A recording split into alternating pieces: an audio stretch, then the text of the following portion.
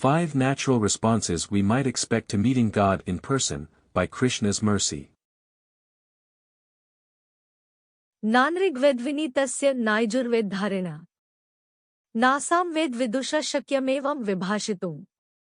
Quote, one cannot speak this way without having been well trained in the Rig Veda, memorized the Yajur Veda, and thoroughly understood the Sama Veda.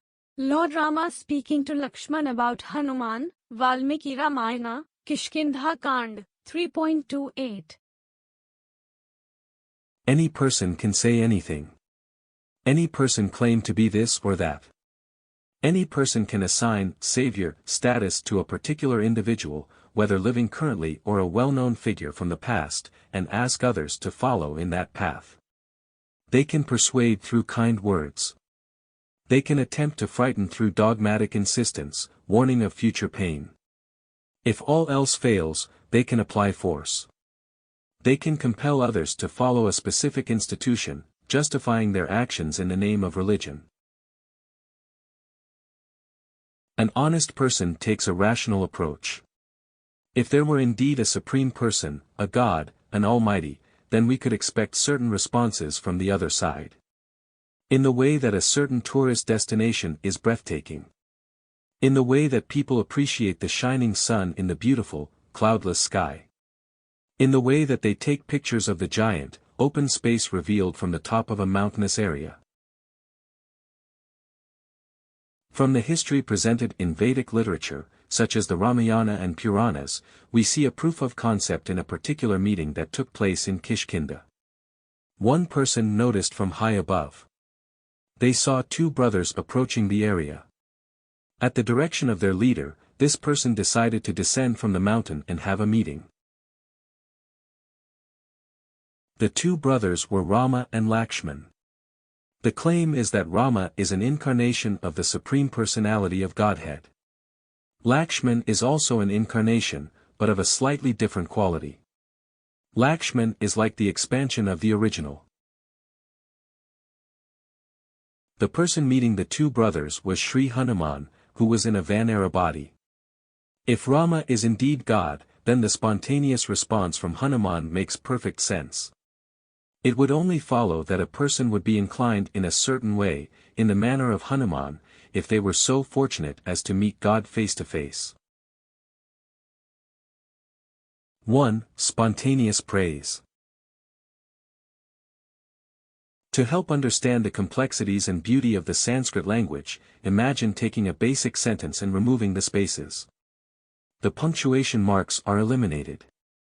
Everything is bunched together, but with strict rules of pronunciation. That is to say, the language can be perfectly decoded by knowing the rules. There is no such thing as sight words, or the same word having different pronunciations.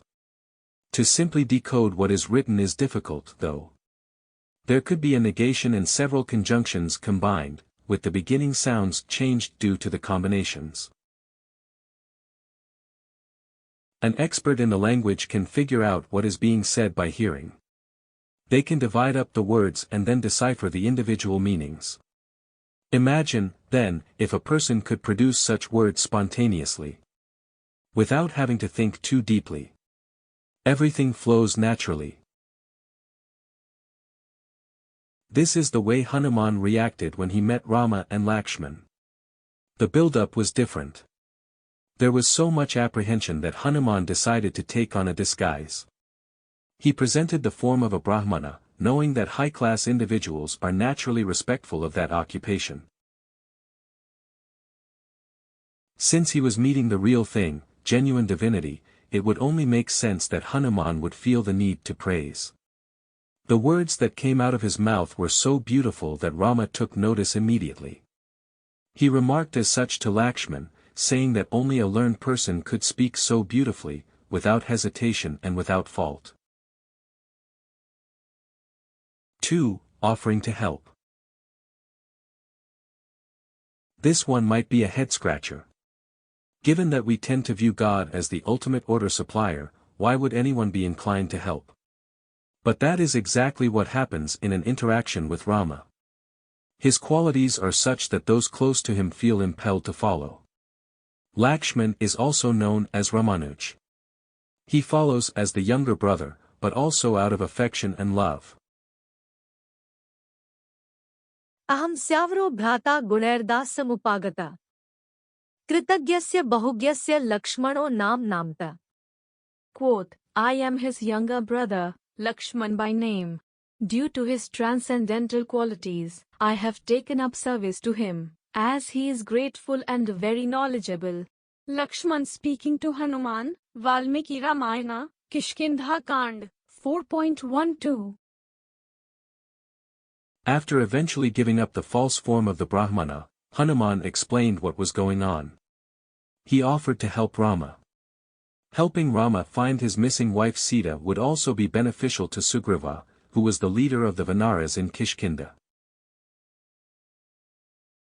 3. Working without payment. We look for assistance when there is a need. We hire someone to watch the young children while we are at work. We call someone to deliver food. We book an appointment to have a driver bring us to the airport. We tell the waitress what we want to eat and wait for her to bring the food to our table. These are service interactions, but there is typically an expectation of payment on the other end. Why would anyone want to work for free? There is nothing wrong with working asking to be paid for that work. The payment is an incentive for the service provider. So is the potential for a positive review. The greater the number of favorable reviews received, the more likely that person is to be hired by others, who are seeking similar services. Hanuman went to work for Rama. He did so without expectation of payment. Hanuman lived in truth, in reality, while in the playing field, the truth of ahataki and apratihata. Hanuman's work was without motivation and without interruption. That work was equivalent with the single dharma, which never changes. Savai punsa paro dharmo. Yato bhaktir adhokshaje. Ahetuke apratihata. Yayatma suprasiddhi. Quote, the supreme occupation, dharma, for all humanity is that by which men can attain to loving devotional service unto the transcendent Lord. Such devotional service must be unmotivated and uninterrupted to completely satisfy the self. Srimad Bhagavatam 1-6. 4. Feeling desperate to succeed. Because Rama is so wonderful, Hanuman was desperate to succeed. He wanted to find Sita Devi, no matter the obstacles in front of him. Hanuman was not looking for a favorable review. He was not expecting any gratuity. He was not looking to make a name for himself.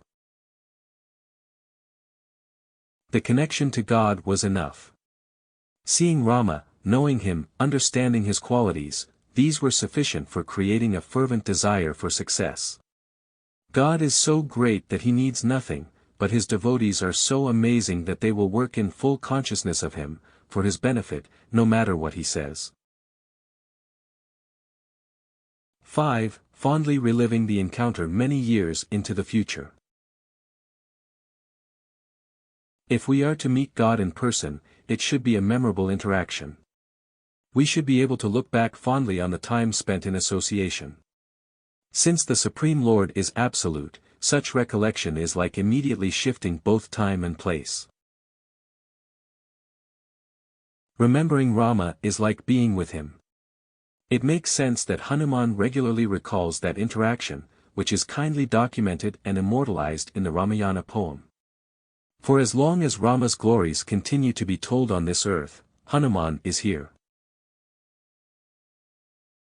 In closing,